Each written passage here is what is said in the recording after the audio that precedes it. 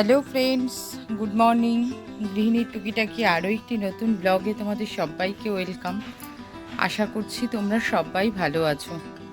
তো আজকে না আমার এই রানী কালারের ছোট জবা গাছটাতে প্রায় 10-11টা ফুল ফুটেছে। প্রত্যেক দিনই ফোটে 4-5টা করে, কিন্তু আজকে দেখলাম একদম গাছটা ভরে ফুল ফুটেছে।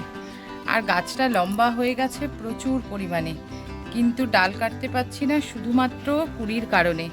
প্রত্যেকটা ডালের মাথায় মাথায় একদম পুরো কুড়ি ভর্তি, আর এই কুড়ি শুদ্ধ ডাল কাটতে ভীষণ মায়া লাগে। তো সেই কারণে আমি আর ডালগুলোও কাটছি না, যে কুড়িগুলো সব হয়ে যাক, তারপরে গাছটাকে ছেটে একটু ছোট করে দিতে হবে।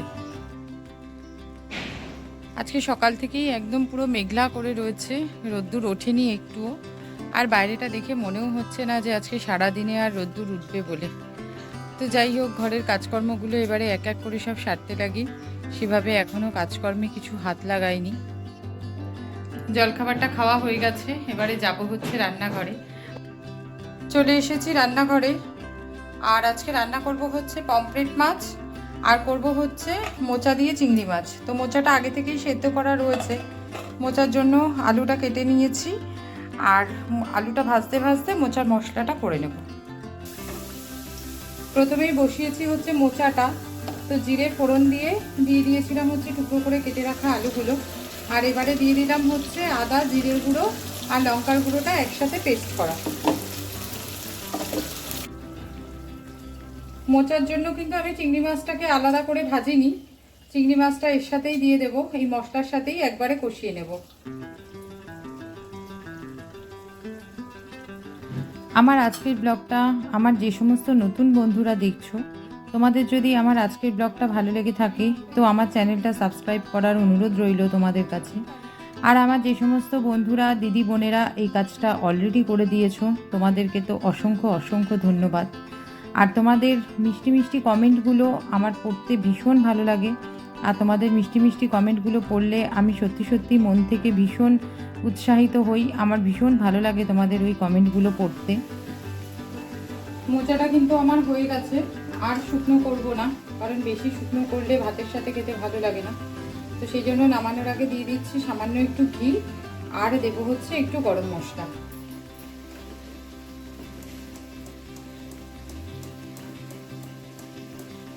এবারে একটু ভালো করে নাড়িয়ে নেব, নিয়ে মোচাটা নামিয়ে দেবো।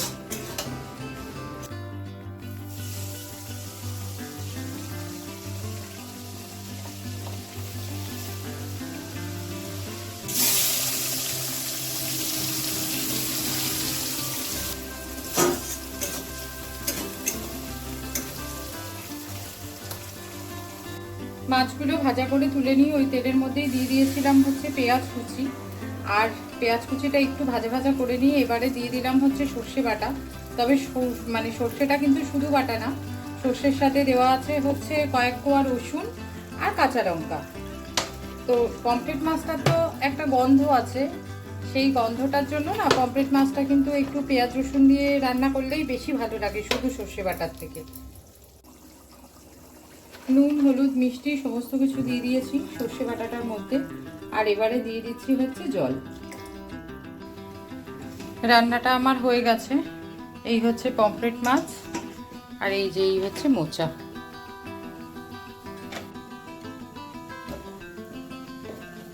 আমার সন্ধ্যেবেলা চা খাওয়া হয়ে গেছে অনেকক্ষণ আগেই। আমার বর এই জাস্ট ফিরলো অফিস থেকে, তো এখন বসিয়েছি হচ্ছে ওর জন্য 1 কাপ চা।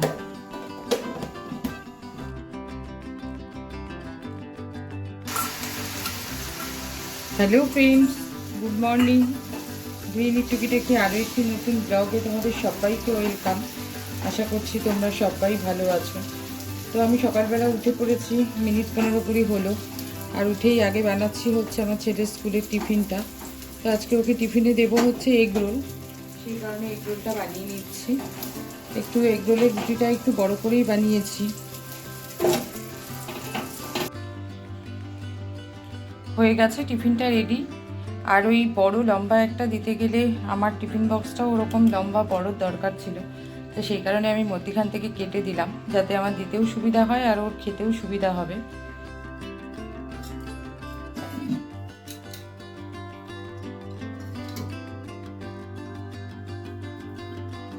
ছেলেকে স্কুলে পাঠিয়ে দিয়ে আমার আর আমার বরের দুজনের জন্য 2 কাপ চা বানিয়ে নিলাম।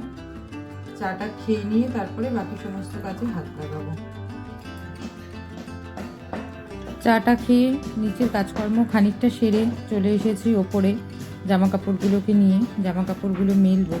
জামা কাপড়গুলো না মেলা পর্যন্ত না যেন শান্তি পাই না। ভেজা জামা কাপড়গুলো দলা হয়ে থাকলে না বড্ড অশান্তি হয়, মনে হয় কতক্ষণে জামা কাপড়গুলো মেলবো। মেলে তো দিলাম সমস্ত জামা কাপড়গুলো, তবে এই হচ্ছে আকাশের পরিস্থিতি, কখন যে ঝুপ করে নেমে যাবে। লোভে লোভে দিলাম, একটা হাওয়া আছে বাইরে, এরকম হাওয়া থাকলে মোটামুটি জামা কাপড়গুলো যদি অর্ধেক টেনে যায় তারপরে তুলে তুলে ফ্যানের তলায় দিয়ে দিলে শুকিয়ে যাবে। কদিন তো তাও একটু বৃষ্টির ফাঁকে ফাঁকে রোদ উঠেছে, তবে আজকে আর রোদ উঠবে বলে মনে হচ্ছে না। আজকে যা কন্ডিশন, আর আজকেই হচ্ছে আমার গাদা জামা কাপড়, এখানেও ভর্তি আবার ওদিকে ছাদেও ভর্তি। ঘরের কাজকর্ম যা যা ছিল সমস্ত কিছু সেরে জলখাবার খেয়ে চলে এসেছি রান্নাঘরে। এবারে করব হচ্ছে দুপুরের রান্নাটা। আর আজকে দুপুরে করব হচ্ছে সর্ষে বাটা দিয়ে ইলিশ মাছ, আর করব হচ্ছে কচুরমুখির তরকারি। তো কচুরমুখিগুলো সেদ্ধ করা হয়ে গেছে, আগে মাছটা করব তারপরে কচুরমুখিটা করব।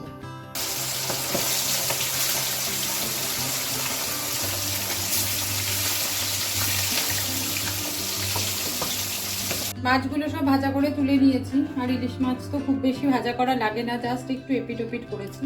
আর এবারে সর্ষে বাটাটা দিয়ে দিলাম, সাদা সর্ষে, কালো সর্ষে আর কাঁচা লঙ্কা একসাথে বেটে রেখেছিলাম।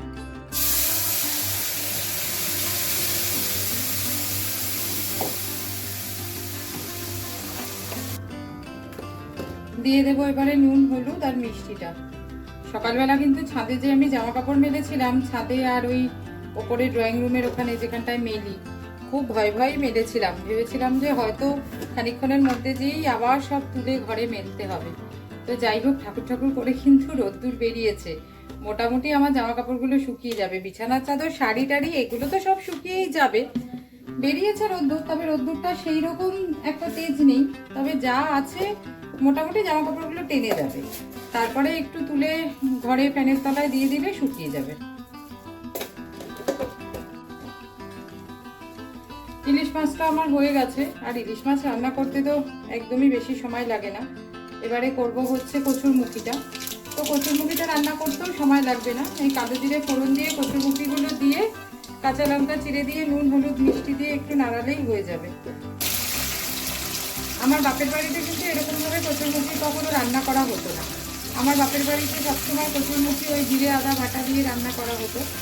তো এই কচুরমুখিটা আমি কিন্তু শ্বশুরবাড়িতে এসে আমার শাশুড়ি মার কাছ থেকেই শিখেছি। রান্না করাটাও ভীষণ সহজ, আর খেতেও বেশ ভালো হয়। আর এর মধ্যে একটুখানি ধনেপাতা দিলে আরও বেশি ভালো লাগে খেতে। তবে আজকে আমার কাছে ধনেপাতা নেই, ধনেপাতা ছাড়াই করবো এটা।